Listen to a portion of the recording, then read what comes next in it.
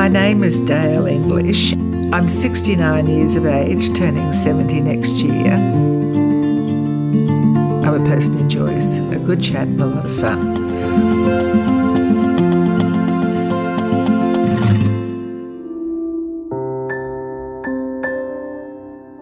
It was 16th of March 2002 when I was diagnosed with acute clinical depression.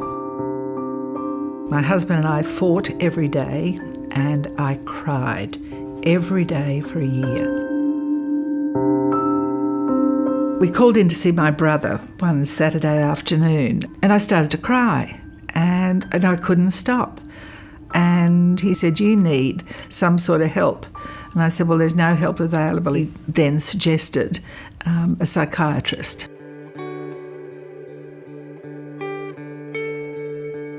That was a very interesting process.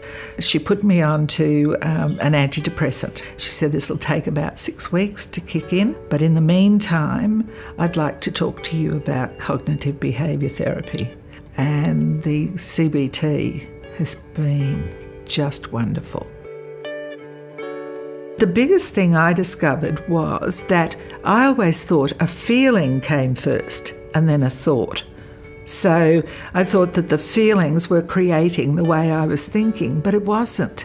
It was the distorted thinking that was creating the distorted feelings, which created distorted reactions. So that was the best thing that I ever learnt. After my first visit, I decided I wanted to share with my husband rather than keep it all to myself, and I'm glad I did.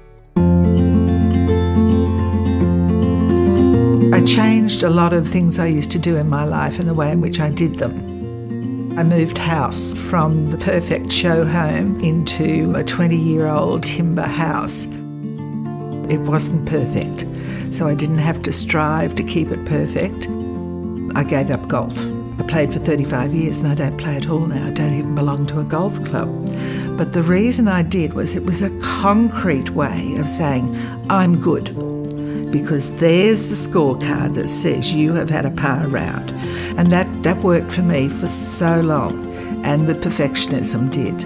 But it wasn't enough, really, because it didn't really make me happy. Because I'd given up golf, I needed to get outside and do something. And I kept looking out the window at them playing croquet just across the road from us. I thought, no, I should try that. So I did.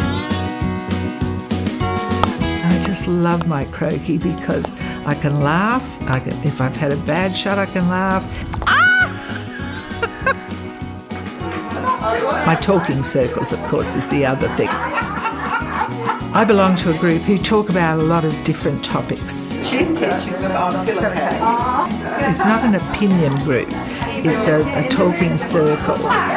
People think we sit in a circle, but it isn't. It's the topic goes around because they're the sorts of topics that can't be resolved. So that's been very good for me. Older people have a lot of difficulty with recognising depression because some of them come from wartime and post-war, in which case they needed to be very strong and couldn't show weakness. But it's not a weakness of character. It is an illness. I really think the first place to go is to your doctor. If you're not happy with that, Beyond Blue is there for you and for everybody.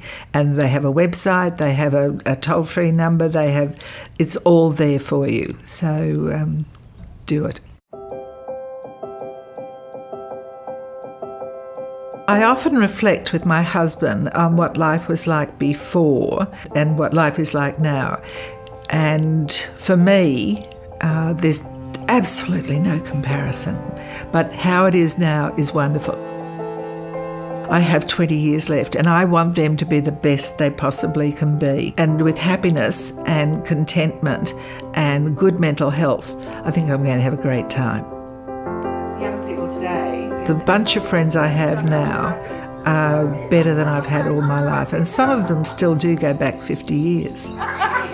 50 years older. I can only impress upon people that what's out there now, since the early 80s, is so much better than anything anybody ever told you about before that. So look for the help, because it is there and it's wonderful.